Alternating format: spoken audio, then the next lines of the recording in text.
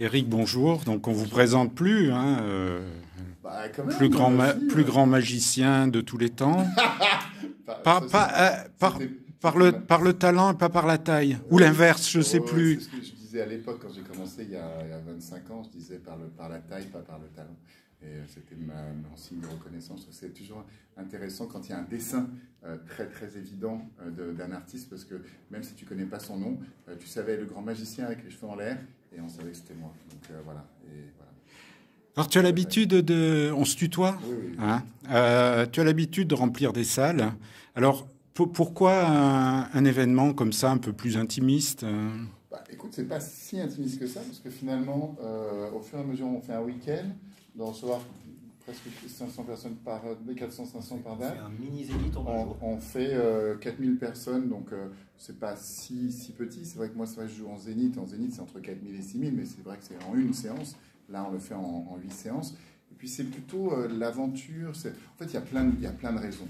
C'est-à-dire que je fais beaucoup aussi d'événements privés pour les sociétés depuis toujours. Ça fait partie de mon métier, comme quasiment tous les magiciens. C'est souvent d'ailleurs notre source de revenus principale à nous autres magiciens. Ça l'a été pour moi au démarrage de ma carrière.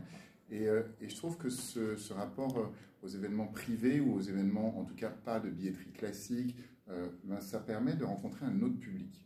Je crois que c'est important. Là, c'est un événement gratuit, ça fait partie des Journées du patrimoine. Donc il y a forcément plein de gens qui me connaissent de la télé, mais qui sont sans doute jamais venus me voir en spectacle. Et donc, c'est une manière de les rencontrer autrement. C'est une manière de partager aussi. Et puis, je trouve qu'une bonne journée, c'est une journée où tu te marres, c'est une journée où tu apprends, et c'est une journée où tu gagnes ta vie. Et donc, aujourd'hui, je me marre, j'apprends, et je gagne ma vie. Donc, tu vois, c'est une bonne journée. En plus, je suis avec les copains, je suis avec Mathieu Stepson, je suis avec mon pote et mon assistant Paul Coron. Donc, il n'y a que des bonnes raisons. Voilà. Et qu'est-ce que la magie apporte à un événement comme celui-là? Quel est le lien qu'il peut y avoir entre la magie et puis la RATP? C'est vrai que le lien paraît pas évident, mais quand tu verras le numéro, par exemple, de Mathieu, tu verras tout le travail d'adaptation.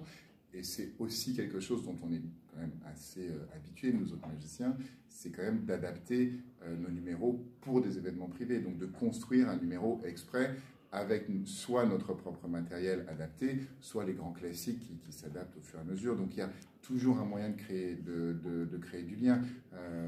Ben, par exemple, je fais un numéro sur la première rame de métro, et sur ce numéro, j'utilise le journal du jour de la première rame de métro, et je parle, donc, et j'informe les gens, et en même temps, je fais le fameux numéro du journal déchiré reconstitué.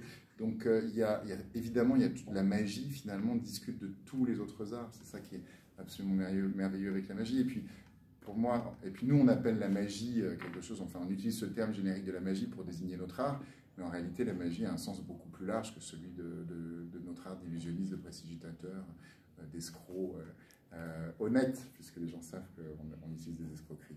Donc, la magie, c'est aussi un outil pour la pédagogie, c'est un outil pour du lien, c'est un outil pour du partage, c'est un outil pour aussi plus d'humanité, pour regrouper. Donc je trouve qu'elle a sa place où que ce soit, y compris la RATP. Voilà. Et donc le public a répondu présent, il était réceptif.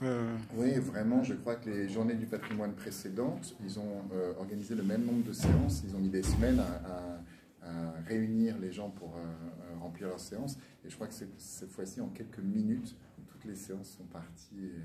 Ah oui. Et les places réservées. Et puis les années précédentes, apparemment, il y avait beaucoup de séances où il y avait, comme c'est gratuit, beaucoup de gens prennent mais ne viennent pas. Et là, il n'y a pas de no-show, comme on dit. Tout le monde est là. Donc je crois que la présence d'artistes, de la troupe des souffleurs, des magiciens, contribue largement aussi au succès de ce genre d'événement. Un événement comme celui-ci, ça demande des tours spécifiques. Écoute, moi j'ai pris vraiment dans mon répertoire des choses assez classiques que j'ai adaptées dans le texte, dans la narration et dans la mise en scène.